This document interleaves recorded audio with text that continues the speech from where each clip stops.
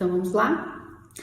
Hoje eu vou contar uma história de uma cliente que me autorizou a fazer isso, que é uma história assim que me tocou muito. Uma cena dessa história específica me comoveu demais. E aí também eu escolhi ela porque ela traz vários temas que eu falo muito nos textos que eu escrevo. Então, como é que é isso, né? Então aqui, eu vou trazer aqui esse recipiente com água só para mostrar para vocês, depois eu tiro, né? Eu trabalho, né? Uma das ferramentas que eu uso é a constelação familiar na água. E eu uso aqui esse recipiente com água e vou colocando os representantes, né? Aqui nesse recipiente. E vou vendo qual é a história que vai sendo contada através do movimento deles, da interação deles ou do não movimento, né? Porque muitas vezes a gente coloca os representantes aqui na água e eles não se mexem, tá? Então, é isso. Mas aqui eu vou tirar e colocar aqui numa mesa, porque eu vou trazer só alguns recortes dessa constelação. Até porque não dá para reproduzir nada, né, Júlia? Então, vamos lá. Então, essa cliente chega, não é a primeira constelação dela, né? Mas dessa vez ela traz um tema que é a endometriose. Ela quer olhar para a endometriose dela desse ponto de vista sistêmico. Ela já faz tratamento há muito tempo, né? E qual que é a primeira pista que ela me dá? Que talvez essa questão esteja ligada a uma questão do feminino. Por quê? Porque a endometriose, ela acontece com mulheres, né? É uma inflamação numa cavidade que tem dentro do útero e, em muitos casos, né, ela é a responsável pela dificuldade de engravidar. Então, assim, gravidez, útero, me dá uma pista de que nesse sistema familiar possa haver alguma história que não foi vista, tá? Isso é pista, gente. Eu falo que todo o processo é investigativo. Eu não trabalho com coisas prontas. A endometriose é isso, fez isso é por conta disso, cada história é única, e nós também. Bom, então eu pego ela, né, e coloco ali um recipiente com água, ela vem andando, tudo, e para aqui. Aí eu coloco a mãe, coloco o pai, mas aqui eu vou trazer só o pai porque a questão é com ele. Aí eu coloco ela e ela olha para fora. Esse olhar para fora é um olhar que indica que ela está olhando para a morte. Como assim olhar para a morte? Olhar para a morte. Tem um olhar que é para a vida, eu tô vivo, tô indo para a vida, para o futuro, realizando os meus sonhos, sonhando, e tem um olhar para a morte, né? Um olhar que eu olho para trás, para algo perdido, para algo excluído, né? E quem olha para trás não caminha para frente. Então, muitas vezes a gente vê pessoas assim que estão sem energia, que aparece muito com pessoas que têm depressão, né? Muito. Que é esse olhar para a morte, né? Para algo que está lá atrás. Mas ela olha para trás, aí eu coloco a mãe, coloco o pai. Quando eu coloco o pai, ela vai virando assim e o pai vem e cai no colo dela. E aí eu pergunto para ela, né? Porque aqui é igual na vida real, né? Quando é que a gente está deitado na nossa vida? Quando a gente está dormindo, quando a gente está doente ou quando a gente morre, quando a gente faz a passagem. Aí eu pergunto para ela, teu pai tá vivo? Sim, meu pai tá vivo. O teu pai tá doente? Não tá doente. E aí eu pergunto para ela, por que será que teu pai aparece deitado? E por que será que você olha para a morte, né? Então ele aparece como alguém que tá morto, né? E ela carregando essa morte com ela. E ela me conta que esse pai, ele é alcoólatra. Então, essa já é uma outra pista, né? Porque os vícios, de uma forma geral, eles escondem uma dor muito profunda. É algo que aconteceu com essa pessoa, ela sentiu, foi muito dolorido para ela não conseguiu suportar essa dor e ela anestesiou, neste caso com bebida. E aí eu começo nesse processo, então, investigando o que será que tem por trás dessa dor do pai. Que tá nela também, porque ele vem e deita no colo dela, né? Ela carrega essa morte com ela. E aí eu coloco a avó, só que nessa altura do campeonato eu já tinha colocado a mãe dela, já tinha colocado a irmã dela, tá todo mundo aqui, tá? E ela me conta a história dessa avó. Quando o pai dela tinha 9 anos, a mãe estava grávida, foi pro hospital com as contrações, chegou lá, o médico falou para ela, não tá na hora ainda. Ela foi para uma capela rezar, continuou se sentindo mal, voltou pro hospital e aí fizeram ela teve bebê e a bebê nasceu morta. Quando ela me conta isso, eu coloco a bebezinha que vem e fica aqui com a mãe dela, né? Bom, essa bebê nasceu morta. A família, desesperada, como iria contar essa história para a avó, fica sabendo que nesse hospital tem uma bebê que foi dada para adoção. E eles têm a ideia de pegar essa bebê e colocar no colo da avó, para que quando ela acordasse, ela não soubesse de imediato que a filha dela tinha morrido. Só que não dá tempo, porque essa avó também morre. Bom, só isso daqui já é muita coisa dentro de um sistema familiar. Por quê? Porque a gente está falando de um ser que faz parte desse sistema, que quando nasceu a família teve uma intenção de não honrar a morte dela. E aqui não há para a gente entrar em julgamento, porque toda essa família se mobilizou para dar conta desse membro, né, não sentir dor.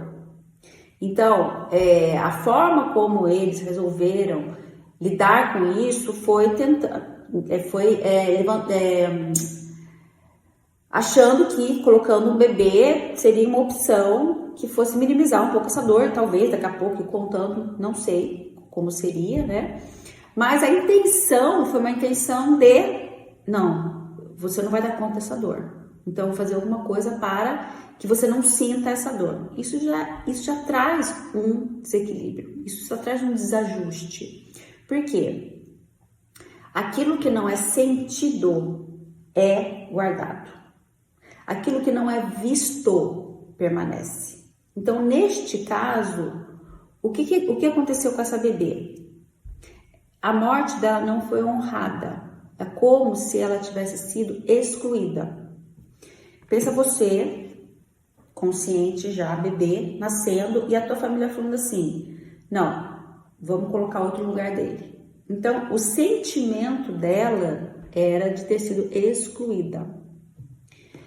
Quando a gente tem alguém no sistema que é excluído, independente se é porque a família excluiu mesmo, às vezes porque tem alguma doença, antigamente muito por uma questão de pessoas que nasceram com deficiência, mas no caso dela, né, foi uma exclusão inconsciente, né, só para tentar minimizar essa dor aqui da avó, mas não importa, porque o inconsciente não julga.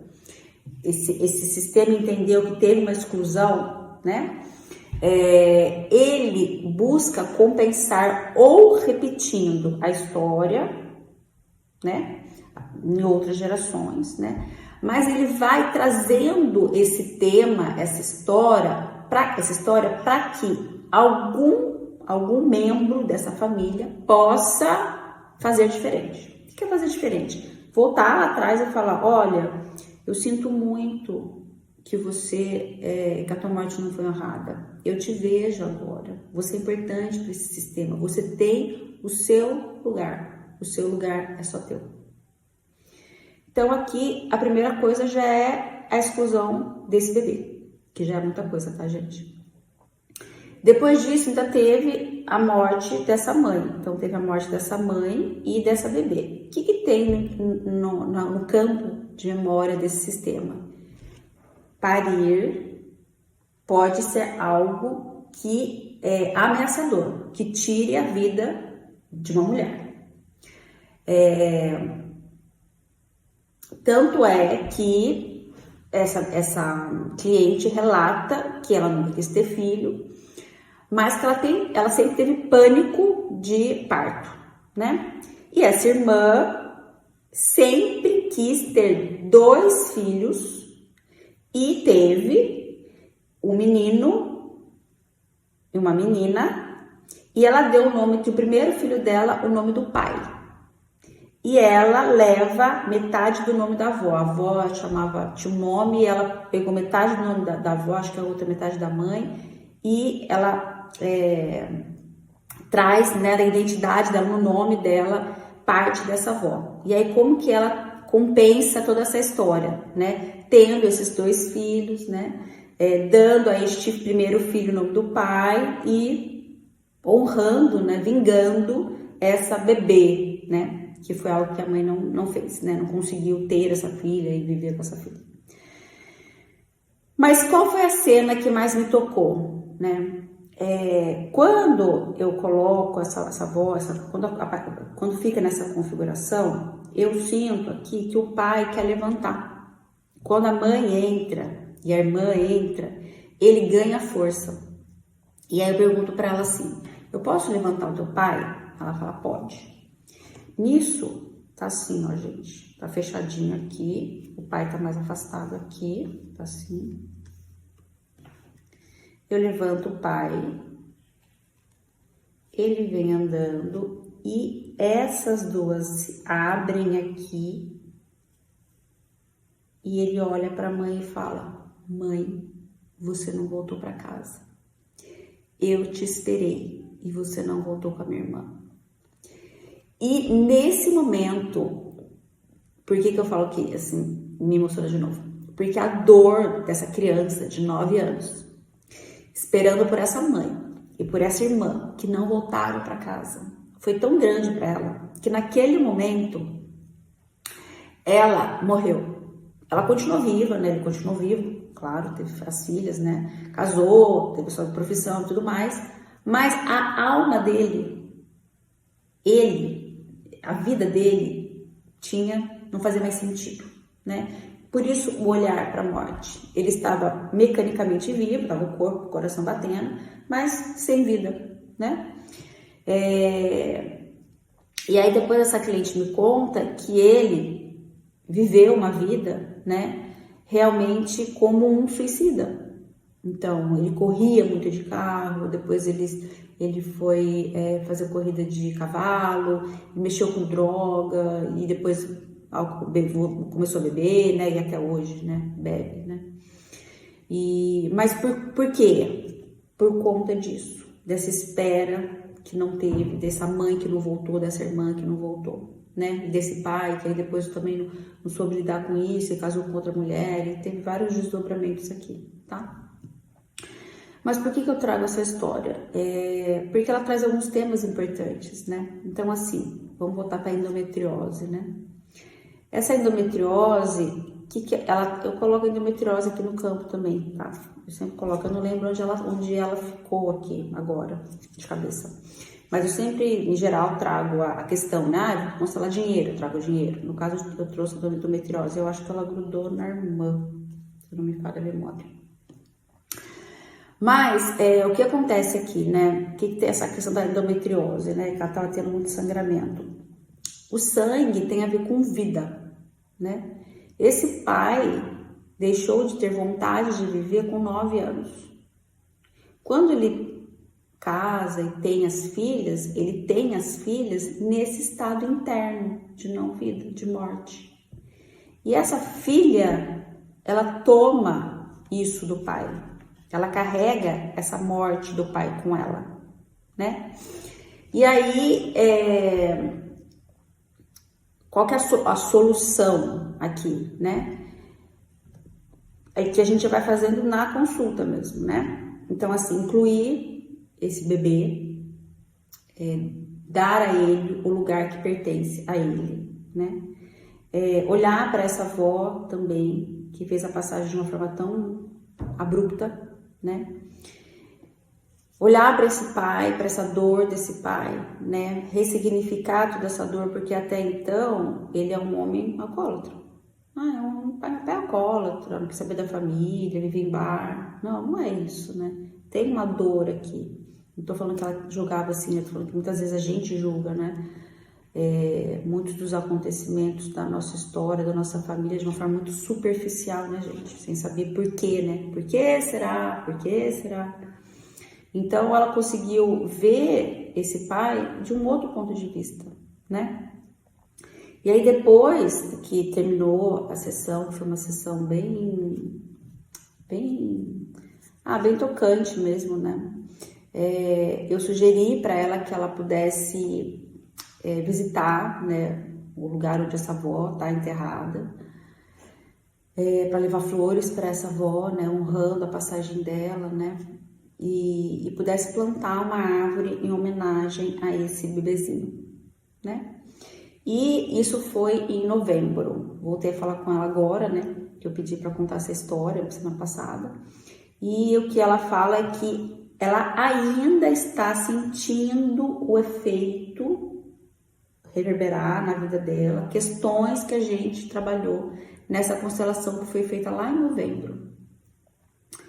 Então a cura, ela é um processo que demora um tempo, né?